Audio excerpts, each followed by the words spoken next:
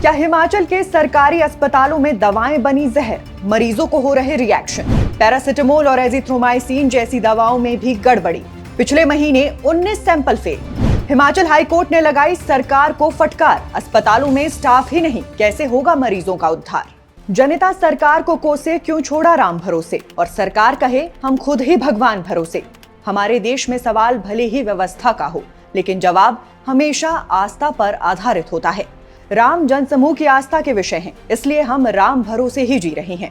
अब राम जी आप स्वयं देखिए, मामूली से बुखार की दवाई मरीज को देने पर मरीज को दवा से रिएक्शन हो रहा है।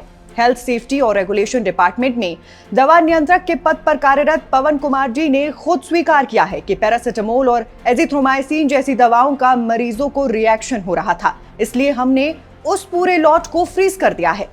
बड़ा सवाल यह भी है कि क्या पवन कुमार जी को यह बयान देने में जरा सी शर्म और लज्जा नहीं आई।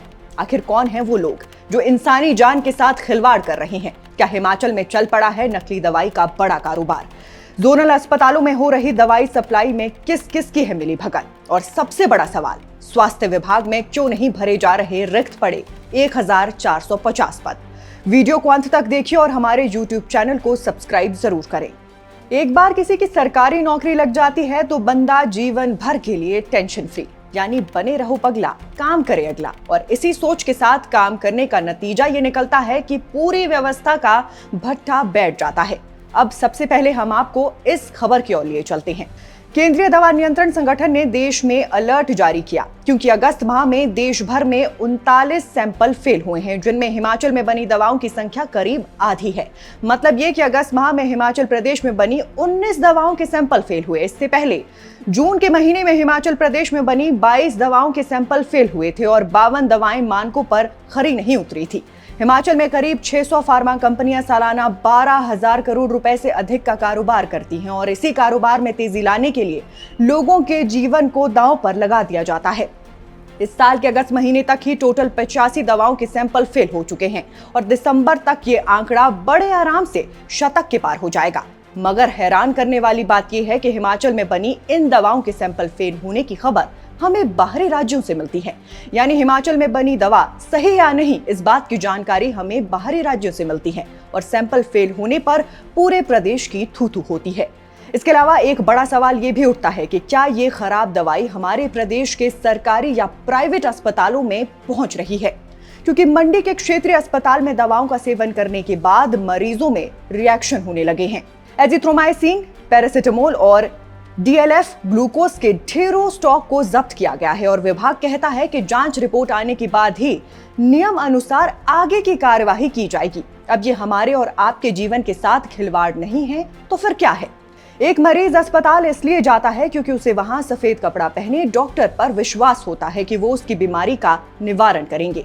हाल ही में आई एक पिल नामक वेब सीरीज में डॉक्टरों और दवाई बनाने वाली कंपनी का काला चिट्ठा खोलकर सबके सामने रख दिया था। इस सीरीज में बताया गया है कि कैसे डॉक्टर और दवाई कंपनी की मिलीभगत से लोगों के जीवन को चंद रुपयों के लिए बेच दिया जाता है। अब क्या हमारे हिमाचल प्रदेश में भी यही हो रहा है। आपने कई ऐसे डॉक्टर देखे होंगे जो पर्ची पर दवा लिखकर ये कह देते हैं कि फलां केमिस्ट से इसी कंपनी की दवा लेनी है। तो क्या ये मिलीभगत नहीं है। सरकारी अस्पतालों में भी डॉक्टर की केबिन के बाहर मेडिकल रिप्रेजेंटेटिव से मिलने का समय लिखा रहता है। क्या ये मिलीभगत नहीं है। खैर, स्वास्थ्य को मजाक समझने और हमारे जीवन को महज आंकड़ा बताने वाले सरकारों को कौन समझाए कि हमारा जीवन हमारे परिवार के लिए अमूल्य है, भले ही आपके लिए आंकड़ा मात्र हो सकता है। अभी कुछ दिन पहले ही हिमाचल प्रदेश हाईकोर्ट ने विभिन्न स्वास्थ्य संस्थानों में डॉक्टर सहित अन्य स्टाफ के खाली पड़े पदों पर संज्ञान लिया। अदालत ने राज्य सरकार से पूछा कि खाली पड़े पदों को कब तक भरा जाएगा। प्रदेश में स्वास्थ्य सेवाओं से जुड़े अन्य 1450 पद खाली पड़े हैं। कहीं एक कंपाउंडर के सहारे अस्पताल चल रहा है तो कहीं सिर्फ एक नर्स के हवाले पूरे अस्पताल को कर दिया गया है।